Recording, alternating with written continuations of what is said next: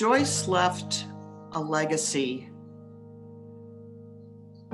of passion for her community and her people and her faith that she moved forward through political advocacy.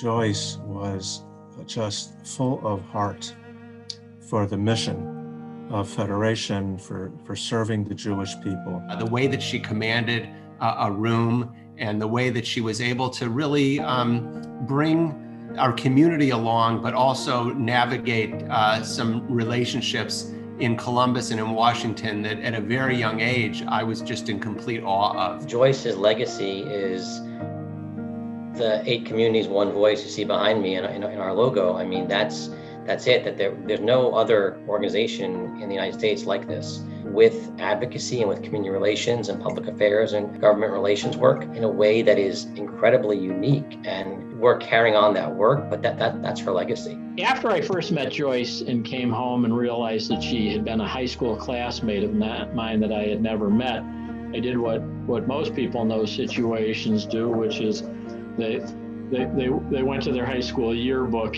She was featured in a picture dragging a wagon full of political leaflets with 2 other people, passing them out through the neighborhoods. And it just struck me that was a passion of hers that she moved in to an amazingly effective career. I talked to Stuart and my 3 grandsons, his 3 sons that are in college, and I said to them I was going to donate some money to the Cleveland Jewish Federation to start this thing for Grandmom Joyce. And they said, what is it going to do? And I said, it's going to teach people how to do what Grandmom did. Talk to politicians, talk to office holders, talk to people that are head of agencies, government agencies, and just talk to the general public about issues that are important to the Jewish people, to Israel, and to people in general. I think Joyce's greatest gift to us was that she was a teacher to all of us. Joyce's memory lives through the work that all of us have continued.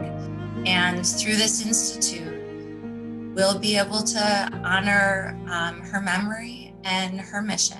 There will never be someone who embodied outward, constant, energetic passion for the work in the way that Joyce did.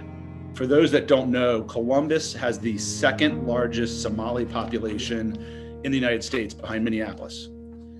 And Joyce was working on trying to have money put aside for translators.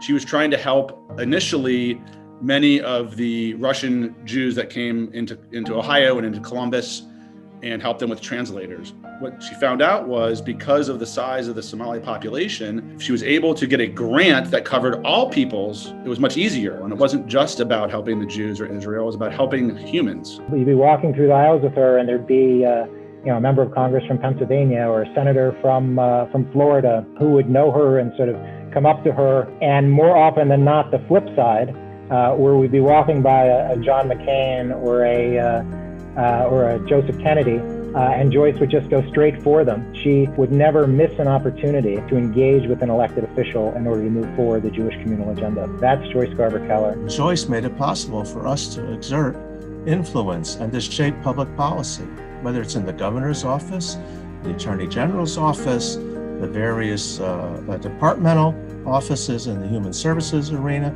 or the legislature. My most fond memory of working with Joyce is when the governor leaned over to Joyce and I and said that he wanted a monument on the state grounds of the Capitol for a Holocaust memorial. We were just standing in the back of the rotunda. The governor's chief of staff was right in front of us, and Governor Kasich, unbeknownst to anyone, just mentioned that he'd like to see a memorial built on the State House grounds. And Joyce looked at me and said, "Did you know about this?" And I said, "No." And I asked her, "Did you know about this?" And she said, "No." And she tapped the governor's chief of staff on the shoulder and said, "Did you know about this?" And she said, "No."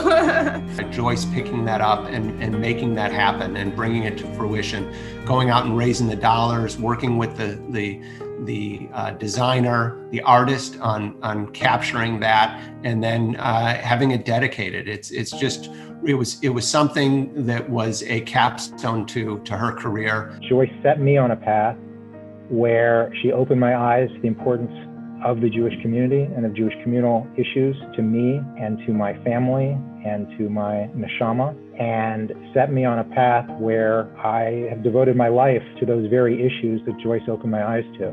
So on that level, Joyce had a tremendous impact on my life. There is not a government relations professional who's been in the Federation system for 5 years or more, or 10, who wasn't molded by Joyce Garver Keller. So in a sense, we are all her legacy, and the work that we do is her real legacy.